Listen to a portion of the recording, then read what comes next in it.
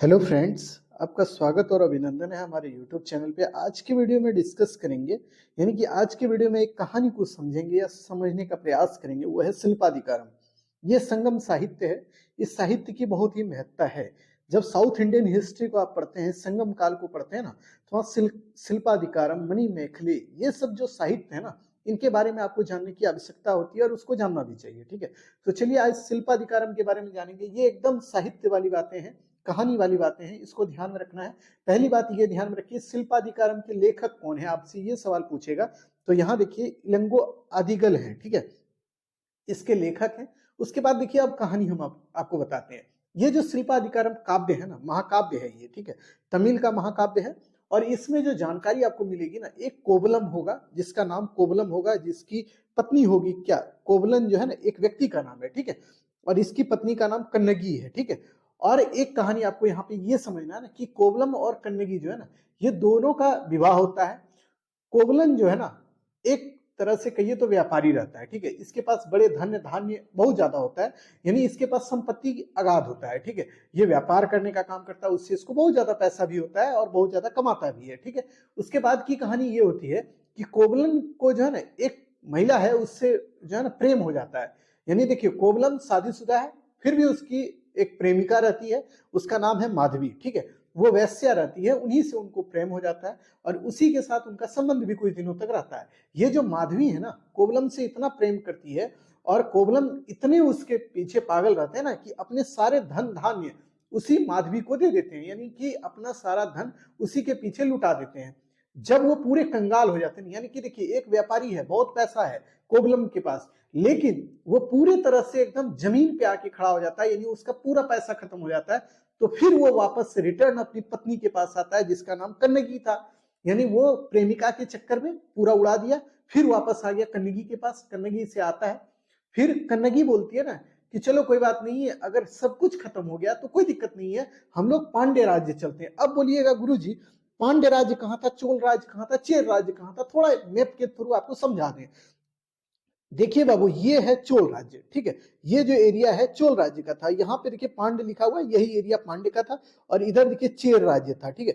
ये जो है ना, जब यहाँ इनको दिक्कतें होंगी, यानी कि इनके साथ जो प्रॉब्लम्स क्रिएट होंगे, वहां पे जब इनका बिजनेस नहीं चलने लगेगा, ये माधवी के चक्कर में इनका पूरा बिजनेस ठप हो जाएगा, तो ये बोलेंगे चलो भाई हम पांड्य राज आते हैं, यही पांड्य राज आ जाते हैं, ठीक है। यहाँ पे आएंगे और इनकी पत्नी दो नुपुर पहनती थी। नुपुर का मतलब यहाँ तमिल में होता है नुपुर। नुपुर को बोलते हैं क्या जानते हैं, पायल। जो पैरों में महिलाएं पहनती हैं, वही इनकी पत्नी के पास दो पायल था। और पायल उस समय का ऐसा वैसा नहीं था, व्यापारी है तो इसके पास जो नुपुर थे ना, यानी पायल जो थे ना, वो कैसे थे, हीरे के बने हुए थे, हीरे जावरात उस पे लगे हुए थे, मानिक उस पे जड़े हुए थे, ठीक है, यानी बहुत कॉस्टली वो पायल था, ठीक है। जब ये पांड्य राज्य में आते हैं ना इनके कोवलन, तो ये बोलते कि यही जो एक पायल है ना, इसको हम बेच देते हैं और इसी को बेच के जो पैसा इकट्ठा होगा, उसी से हम एक फिर से व्यापार अपना शुरू करेंगे। इसीलिए ये बेचने के लिए जोहरी के पास जाते हैं, यानी कि जो जेवर बेचने वाला जो साहूकार होता है, उसके पास ये बेचने जाएंगे। ये अपनी पत्नी का एक पायल, ठीक है, जब बेचने के लिए जाएंगे तो उस समय पांड्य राज में एक कहानी चल रही थी, यानी एक चीजें जो प्रचलन में थी वो ये थी कि पांड्य राज के जो राजा थे ना, उनकी पत्नी का भी एक पायल जो है ना नुपुर, वो खो गया था। और जब ये कोवलन अपनी पत्नी का नुपुर बेचने के लिए गया, यानी पायल बेचने के लिए गया, तो वो पायल और जो राजा की पत्नी का पायल था, दोनों सेम लगा, ठीक है। अब जोहरी ने क्या किया, राजा को इन्फॉर्म कर दिया कि भाई देखिए आपकी पत्नी का जो पायल खो गया है ना, उसको यही व्यक्ति चुराया है। जबकि कोवलन ने नहीं चुराया था, क्योंकि कोवलन के पास उसकी पत्नी का दूसरा भी पायल था, एक जोड़ा पायल उसके पास था, तभी उसके पास ये ब्लेम लगा उसके ऊपर। जब वो गया राजा के पास, तो राजा ने उसको मृत्यु दंड दे दिया, बिना उससे पूछे कि तुमने चुराया नहीं चुराया, ऐसा नहीं, उसके ऊपर ये आरोप लगाया कि तुमने चुराया था, इसीलिए कोवलम की मृत्यु हो जाती है। जब कन्नगी को इस बात की पता चलती है, तो वो पांड्य राजा के दरबार में, यानी पांड्य वंश के जो राजा थे उनके दरबार में पहुंचती है। वो बोलती है मेरा पति चोर नहीं था। तो राजा बोलता है कि कैसे नहीं था, ये बताओ, सिद्ध करो। राजा जो है बड़ा ईमानदार आदमी रहता है, ठीक है, लेकिन उसको भड़का दिया उसका दरबारी, इसीलिए उसने कोवलम की हत्या करवा दी। अब जब राजा को वो बोलती है कि देखिए भाई, आप बोलते हैं कि आपकी पत्नी का एक पायल चोरी हुआ और वो मेरे पति ने चुराया, तो दूसरा पायल भी तो मेरे पास है।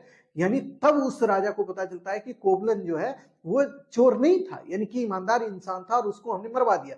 तो राजा उसी के सामने, कोबलन की पत्नी के सामने, कन्नगी के सामने ही अपनी मृत्यु कर लेता है, यानी कि वो अपनी आत्महत्या कर लेता है। बोलता है कि अब मुझे जीने का कोई अधिकार नहीं, चूंकि हमने एक निर्दोष व्यक्ति को मार दिया है। ठीक है, इस घटना से यही समझ में आया ना कि वो जो अब उसकी डेथ होती है तो कन्नगी बोलती है कि नहीं नहीं, इतने में हम नहीं मानेंगे, राजा मर गया तो क्या हुआ।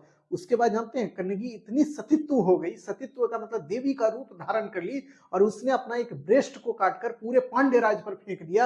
यानी पूरा पांड्य राज के बारे में कहानी मिलती है कि मदुरै जो है ना पूरा जलकर राख हो गया था उसकी क्रोध से। यानी उसके अंदर सतीत्व की देवी यानी ईश्वर का वास हो गया, और इस वजह से पांड्य राज पूरा जलकर, मतलब उसके क्रोध से जलकर राख हो गया। और इसके बाद क्या करती है वो, पांड्य राज्य से जो है कन्नगी ना चेर राज्य में चली जाती है और वहीं पे उसका भी डेथ हो जाएगा। ठीक है, इसीलिए और उसके बाद में आप देखिएगा ना वो साउथ इंडिया में उसी को सतीत्व की देवी के रूप में पूजा जाता है, आज भी उसकी पूजा की जाती है। किसकी? कन्नगी की। तो सीधा सीधा ये कहानी यही था शिल्पाधिकारम का, कि एक व्यापारी है जिसका नाम कोबलन है, उसकी पत्नी कन्नगी है, और कोबलन का प्रेम जो है माधवी से है, और माधवी से जब माधवी ने उसका सारा धन ले लिया जैसे प्रेम के जाल में फंसाकर, उसके बाद कोबलन को अपने क्षेत्र को छोड़ना पड़ा, अपने राज्य को छोड़ना पड़ा और दूसरे राज्य में जाना पड़ा जहां उसको फांसी दे दी गई। और उसके बाद उसकी जो पत्नी थी कन्नगी ना, उसने पूरे पांड्य राज्य को जला दिया था। ठीक है, तो ये पूरा कहानी है। अब बड़ा ही इंटरेस्टिंग कहानी है। साउथ इंडियन हिस्ट्री को जब आप पढ़ते हैं, संगम पीरियड को जब पढ़ते हैं ना, इस कहानी को जरूर अपने साहित्य में जरूर चर्चा कीजिएगा।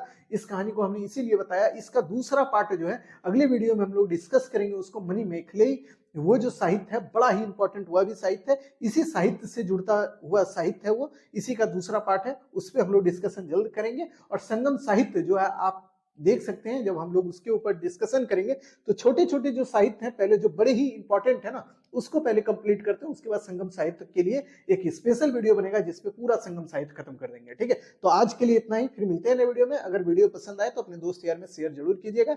आभार।